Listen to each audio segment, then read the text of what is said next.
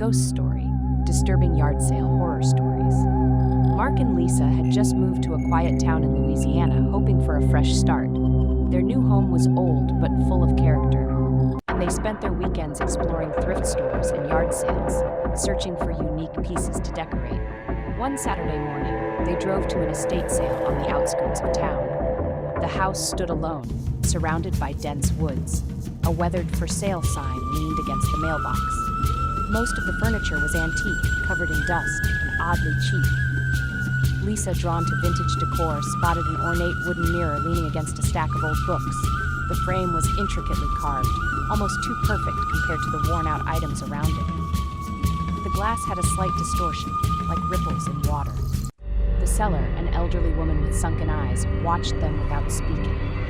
When Lisa asked about the mirror, the woman hesitated before muttering, "Take it." No charge. Lisa glanced at Mark, but he shrugged. Free was free. They loaded it into the trunk and drove home. That night, Lisa cleaned the mirror and hung it in their bedroom. She admired her reflection, but something felt off. The room behind her in the mirror looked darker than it should have. The longer she stared, the more she felt like something was watching her. She shook off the feeling and went to bed. At 3 a.m., a creaking sound woke her. Mark was still asleep. She sat up, scanning the room. Nothing. Then, movement. The mirror. The reflection of their bed was empty. She froze. A faint whisper drifted from the glass, too soft to understand. But the tone was unmistakable. A warning. Lisa didn't sleep for the rest of the night. Every time she closed her eyes, she felt the weight of something watching. She kept glancing at the mirror, expecting to see movement, but it remained still. Morning came, and the unease faded in the daylight. Mark left for work early, leaving her alone in the house.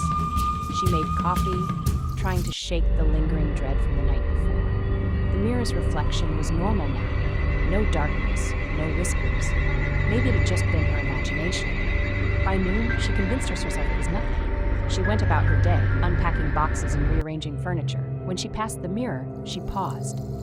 There was something strange about her reflection. Her face looked the same, but her eyes, slightly off, like they belonged to someone else. She took a step back. The reflection did too. Normal, just her mind playing tricks. The rest of the afternoon was quiet. No strange sounds, no eerie sensations. She almost forgot about it until evening. Mark returned home just as the sun was setting. She didn't mention the mirror. It seemed silly now. They had dinner, watched a show, then got ready for bed. Lisa avoided looking into the glass. At some point during the night, she woke up again. The room was silent except for the soft hum of the ceiling fan. The air felt heavier. She turned onto her side, facing the mirror. The reflection was wrong. She was still lying down, but her reflection was sitting up. Her breath caught. The figure in the mirror turned its head slowly. It had her face, her hair, her features, but the eyes were black, hollow. It smiled. Lisa scrambled out of bed, knocking over a lamp. The noise woke Mark. He sat up, groggy, asking what was wrong. She pointed at the mirror, but the reflection was normal again. She couldn't speak. Mark got up and wrapped an arm around her. He said she was probably having a nightmare, maybe stress from the move. Lisa wanted to believe him, but she knew she had been awake. She didn't sleep for the rest of the night. Lisa stayed awake until dawn. Every sound in the house felt amplified in the silence. She avoided looking at the mirror, but the image of her reflection sitting up while she lay still wouldn't leave her mind. By morning, she made a decision. The mirror had to go. She waited until Mark left for work, then grabbed a sheet and draped it over the glass. The feeling of being watched didn't disappear, but at least she didn't have to see it. For the first time in days, the house felt normal. Lisa spent the afternoon cleaning, trying to distract herself. The covered mirror sat untouched in the bedroom. By evening, she almost believed she had overreacted. Mark noticed the sheet when he got home. She told him she didn't like the way the mirror distorted reflections. He laughed but didn't argue. They had dinner, watched a movie, and went to bed. Sometime during the night, Lisa stirred. She didn't know what woke her, but something felt different.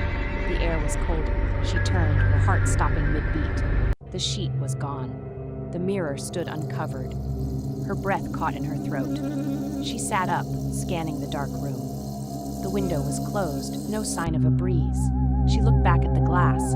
The reflection showed the room, but it was off. Shadows stretched unnaturally.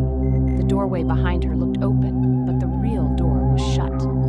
Then movement. Something shifted in the reflection's doorway. Lisa whipped around. The door was still closed. When she looked back at the mirror, the open doorway in the reflection was empty. But something was wrong. Her reflection was still staring at the door. Not at her. She felt ice crawl up her spine.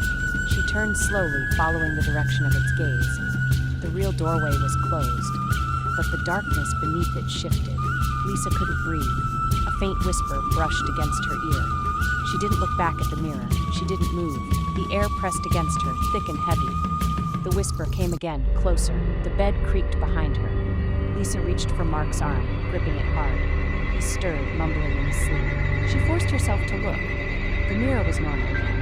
Her reflection stared back, wide-eyed and pale. The door was still closed. The room was silent. She didn't sleep. Lisa spent the next day in a haze. The whisper, the shifting darkness, none of it made sense.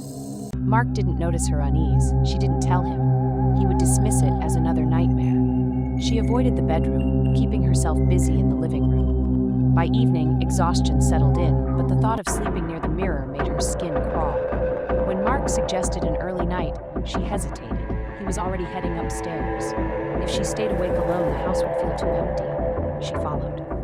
Mark fell asleep quickly. Lisa lay still, staring at the ceiling. The air felt thick again, pressing against her skin. Her eyes drifted to the mirror. Nothing moved, but something was different. A smudge on the glass. She sat up slowly. The mark was faint, near the center of the mirror. She reached for her phone, turning on the flashlight. The mark wasn't a smudge. It was a handprint. Small. Too small to be Mark's. Too small to be hers. Her fingers tightened around the phone. The air in the room seemed to pull inward, like the house itself was holding its breath.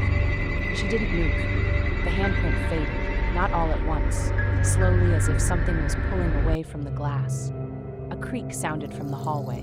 Lisa turned sharply. The door was closed. The noise came again. Not footsteps, something shifting against the wood. Lisa forced herself to move. She slid out of bed, careful not to wake Mark. Step by step, she approached the door. She pressed her ear against it. Silence. Her fingers hovered over the handle. Then something touched her. Not the door, not her hand. A breath right behind her ear. She spun around. The mirror stood silent. Her reflection was wrong again, not watching the bed. Lisa followed its gaze. Mark was still asleep. The blanket had slipped down, exposing his arm. And on his skin, just above the wrist, she heard it. A soft exhale. Not from the bed, from behind her, from the mirror. Lisa didn't turn around. The breath against her skin was too real, too close. The weight of unseen eyes pressed into her back. She clutched the blanket tighter, her body rigid. A slow creak echoed through the room. The air thickened. The whisper came again, but now it formed words. Soft, almost pleading. Let me in. Lisa's pulse pounded. The voice wasn't hers, but it carried her tone, her cadence. A mockery of familiarity. She reached for Mark, shaking his arm. He stirred groggy, mumbling something incoherent. The whispering stopped. The air shifted. Lisa forced herself to look. The mirror reflected only the room. No shadowed figure, no wrong smile, just her own pale face. The next morning, she didn't hesitate. She hauled the mirror outside, dragging it across the yard. Mark watched from the porch, confused, but didn't question her urgency. She grabbed a hammer. The first swing cracked the glass. A shrill noise, like a distant wail, cut through the air. She kept swinging. Shards scattered across the grass.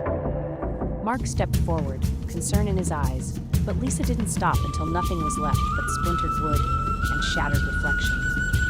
That night, the house was quiet. The air felt lighter. But as Lisa lay in bed, her thoughts lingered on the glass.